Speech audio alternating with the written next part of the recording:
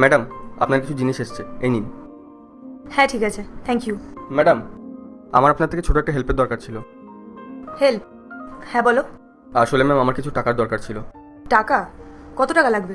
ওই 1000 টাকা মতো। 1000 টাকা? আচ্ছা, কেন লাগবে তোমার 1000 টাকা? আসলে ম্যাম, আমার বাড়ি ভাড়া দিতে হবে, তার জন্য লাগবে। আমি মাইনা পেলেই আপনাকে দিয়ে দেবো।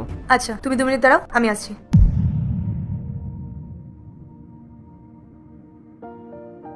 এই নাও। Thank you so much ma'am. আমি সামনের সপ্তাহে আপনাকে টাকাটা দিয়ে দেবো। আমি আসলাম।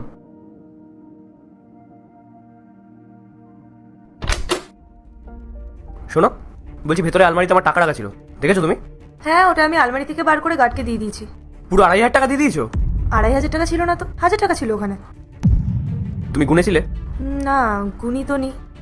2500 টাকা ছিল ওর মধ্যে, আর তুমি ওটা না গুনে ওকে দিয়ে দিলে? তোমার কি একটু কমন সেন্স নেই? আরে কি হয়েছে, কেন এত ভাবছো? ওই বেচারা গার্ডটা তো টাকা ফেরত দিয়ে যাবে। কোন যুগে বাস করছো তুমি? এরকম মানুষেরা না টাকা ফেরত দেয় না, এমনি এমনি ফ্রিতে 1500 টাকা এক্সট্রা পেয়ে গেল। ও না তোমাকে এই 1000 টাকাটাও ফেরত দেবে না, বুঝলে? রাহুল, দিয়ে যাবে ও তোমার টাকা, খুব সৎ ও। আর তুমি তো জানোই ও কত বছর ধরে এখানে কাজ করছে। আর তোমার মনে হয় ও তোমার ওই 2500 টাকাটা দেবে না? আজ অব্দি ওর নামে কোনো নালিশ শোনা যায়নি রাহুল। এরকম মানুষেরা না 10 টাকার জন্য নিজেকে বিক্রি করে দেয়, আর এখানে তো 1500 টাকার ব্যাপার। এই, তুমি আমাকে ওই গাড়টার অ্যাড্রেসটা দাও। এখনো তো ওর ডিউটি টাইম চলছে, তাহলে ও হয়তো সোসাইটির নিচেই আশেপাশে কোথাও আছে। আর এমনিও ওর বাড়ি এই পাশেই।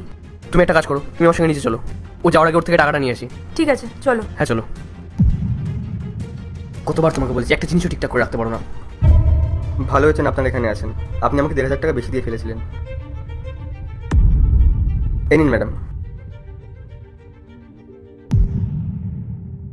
1500 টাকা বেশি ছিল ওখানে? হ্যাঁ ম্যাডাম, আর ওই 1000 টাকাটা আমি আপনাকে সামনের সপ্তাহে দিয়ে দেবো। আসলাম ম্যাডাম। ভাই শোনো, বলছি এই টাকাগুলো যখন তোমার কাছে চলে এসেছিল তখন তুমি এগুলোকে তোমার কাছে রেখে দিতে পারতে না? মানে আজকালকার যুগে তো এরকম মানুষ দেখা যায় না, তাই না? দরকার তো ছিল দাদা টাকাটার, আর আমি চাইলে টাকাটা রেখেও দিতে পারতাম। কিন্তু আজকে যদি আমি এই টাকাটা রেখে দিতাম, তাহলে আপনারা ভবিষ্যতে কাউকে বিশ্বাস করতেন না। আর আপনি যদি কিছু নাও জানতেন, ওপরে তো ভগবান আছে, উনি সব দেখছেন। আর সবশেষে তো ভগবানই সব কিছু, তাই না? আর ওই 1500 টাকা আমার কাছে কিছুই না, আমার কাছে আমার সততা আগে। খুব ভালো চিন্তা ভাবনা তোমার।